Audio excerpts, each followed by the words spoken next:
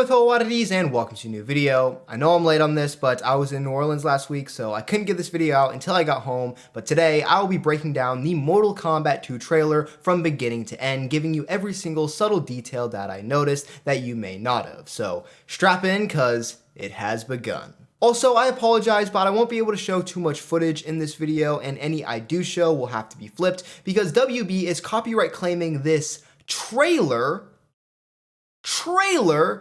like hell. Starting off, we have Johnny Cage in a bar. A guy comes up to him claiming to be a fan of Citizen Cage, a play on the actual movie Citizen Kane, and the poster for this Johnny Cage movie is the one we saw in the first Mortal Kombat at the very end. We then see some footage from Uncaged Fury, the fake Johnny Cage film we got a teaser for before this full trailer came out. In this, Johnny is wearing a one-to-one recreation of his MK11 past self design, just with black sunglasses instead of the purple ones. He also pushes his sunglasses up with his middle finger, a reference to his intro from Mortal Kombat 1. It seems that they're explaining the age of this Johnny Cage by saying he was super popular in the 90s and has since fallen off. Perhaps a commentary on the trend of actors from classic movies coming back to do sequels or reboots years later when they're old, which we've seen a lot in the new decade of the 2020s. We see Johnny go into this parking lot and put down some movie posters, including one for Uncaged Fury. The text on this poster is using the same font famous for being in Mortal Kombat 3, and we see Johnny's license plate is Showtime, a catchphrase originating from Mortal Kombat 9, which we also hear later in the trailer. Alright,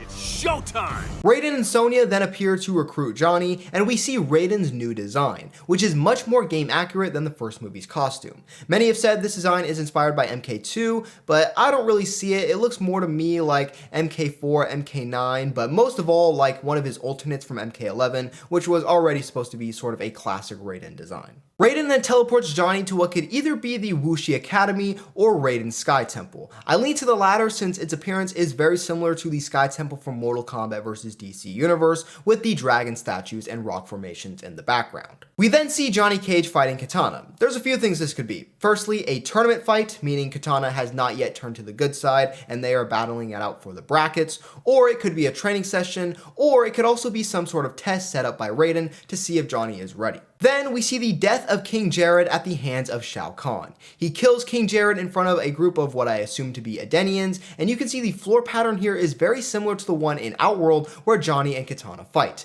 This could be a location from Edenia that was brought into Outworld during the merger. You can also see, not just here, but throughout the trailer, that Shao has these hooded figures that follow him wherever he goes. I believe these to be an adaptation of the Shadow Priest from Mortal Kombat 2. Speaking of the Shadow Priests, in the games, they're most known for being on the Portal stage, which is what we see right after this. However, this Portal stage seems to be more inspired by the MK3 or Armageddon versions of it with its blue color. But it's a beautiful looking area, and I wonder what the lore explanation for it is, since this doesn't seem like Outworld, which is where it is in the games. This version seems much more vast and abstract. We also see Kung Lao facing off against Liu Kang here, with both wearing new designs. Kung Lao seems inspired by his remnant forms in MKX and 11, and Liu's is the same as the previous movie, just with a red gi instead of white, which is so much better. Makes him look less like Ryu and is giving MKX vibes, but better than MKX. We then get a shot of Raiden where we get a good look at his new eyes. In the first movie, his eyes were entirely CGI lightning eyes, which is of course more accurate to the games, but not only is it more costly, but it also reduces the actor's performance. So this time around, his eyes seems to be very blue contacts. We then get one of only 4 shots featuring Cole Young in this entire trailer. Makes you wonder. And then we get the reintroduction of Kano. Of course, he died in the last movie and is now back seemingly on the good side, though if I'm the Earthrealmers, I'm not trusting him one bit. What's interesting is that he doesn't have the same gray skin and black eyes as Kung Lao, meaning he most likely does not get revived the same way he did, or if he does, they've already figured out a way to restore him. Also, credit goes to the Force Snake for pointing this out in his reaction, because I never actually noticed myself, but Kano is wearing a slightly different outfit to the first movie, this one being black and red, similar to his MK3 and especially MK9 designs. We also see Raiden laying down here. He could just be taking a rest, but I kinda doubt that. It seems like Raiden might be out of commission or injured in some way, and we see later in the trailer him sort of waking up suddenly from this position. Maybe with the tournament coming up, he's weakened for some reason because of Outworld or even the Netherrealm. That's kind of a thing that's come up and then gone away in the games. Is he weakened in other realms or not? We don't know, but something is definitely going on here. We then get our second shot of Cole Young, now in his plot armor, and I've heard some questions come up of where he actually is here. You can see the stone background with the gate, which has brought up speculation that this could be Goro's lair, but I personally think it might be the Deadpool. You can see this green glow on either side of him, and usually it wouldn't be that bright, but MK11's Deadpool does have that sort of glow to the acid, so I think that's where he is here. We then see Jade in the Netherrealm. This makes me question why she would be there. This whole Netherrealm section of the movie, I really don't know how it fits, since everything we know about the story so far is that it's just a straightforward Outworld tournament storyline. It'll have something to do with Quan Chi, Scorpion, and Noob Saibot, but I'm really curious if this is the main climax of the movie or just some offshoot plotline that they go on. Maybe some of the characters split up to go here, which would make sense since Johnny is seen here later in the trailer, and he is one of the main characters alongside Kitana, so maybe he has his climax here, while Kitana has hers in Outworld with Shao Kahn. We then see Jax versus Jade, the two bald black people, and this is most likely just a tournament fight. We then get a look at Liu, Jax, and Cole sparring, with Jax doing his iconic ground and pound move. We gotta hear gotcha at some point in this movie. Sonya and Johnny also watch in the background. It seems they interact quite a bit in this movie, but it's most likely not romantic considering the age difference, so I wonder how their relationship will play out. We get another absolutely aura-filled shot of Raiden. Seriously, this has got to be the biggest glow up from the first movie in the whole trailer. And we also get a shot of Liu Kang summoning his dragons. Firstly, the way his dragons move remind me a lot of Mortal Kombat 1 Liu, specifically his fatality in that game. And also, he seems to be in a version of the Cathedral stage. And we also see he is fighting Shao Kahn. Hopefully it's better than the fight from Annihilation. We then get Johnny Cage facing Baraka, with Johnny doing the same moves from the Uncaged Fury teaser, spinning the staff, and then doing that flip that he does. Baraka also uses his Blade Spark move, besides it's kind of different since it's not a spark that shoots out, but him literally just shooting out his blades from his arms. Also, it's kind of hard to see here, but they are in a Tarkatan camp, but it seems the other Tarkatans don't have the same mouth as Baraka, but do have the blades. Maybe they're adapting Tarkat and the other Tarkatans aren't as far along in the disease as Baraka is, but that'd be kind of weird. Maybe they just didn't want to waste the budget on random extras. That's probably it. Then we get Kitana fighting Jade. This is most likely a sparring match since Kitana visibly smiles in multiple shots, so it seems more playful than to the death. This could also be the Living Forest, but I don't see any faces, so probably not. Then, my biggest question to come out of this trailer, and I'm shocked that not a lot of people are talking about it, who the hell is teleporting Jax here? So far, we haven't had a single character that has abilities that looks like this. What could be going on? Where is Jax going? Is he going anywhere, or is he just getting eviscerated? I don't know.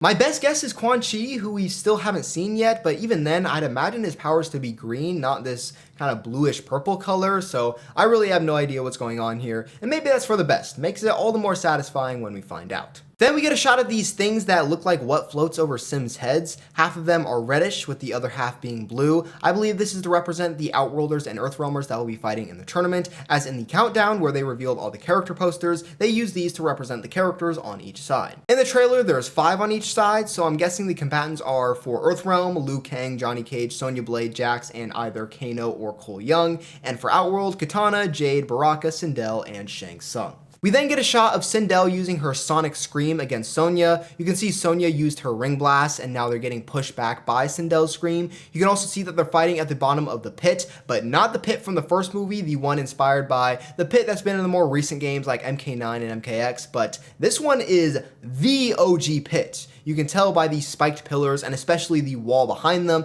that this is more akin to the one from the original Mortal Kombat game. Next we see Hanzo Asashi, and this is another confusing moment from this trailer for me. How is Hanzo back? Is this a flashback, a memory, a dream sequence? He also says, it's time to become the hero you were meant to be. Who could he be saying this to? Please don't be Cole Young, please don't be Cole Young, please don't be. We then get a better look at the Tarkatans with this shot, where you can more clearly see that they do not have the same mouths as Baraka, and we also get a really sick shot of Shao Kahn that makes it look like he's fighting Johnny Cage, and maybe they do fight at some point, but I think this is misleading. I don't think Johnny will be the savior, at least to defeat Shao Kahn. Then we get our first look at this MK movie universe's Netherrealm, which seems very chaotic. There's not much in the background that you can really focus on since it's so busy and hectic. It looks to me like a fusion dance between the 1995 Netherrealm and something like Shaolin Monks or Armageddon's Netherrealm. During this sequence, we also hear a mysterious, evil, deep laugh in the background.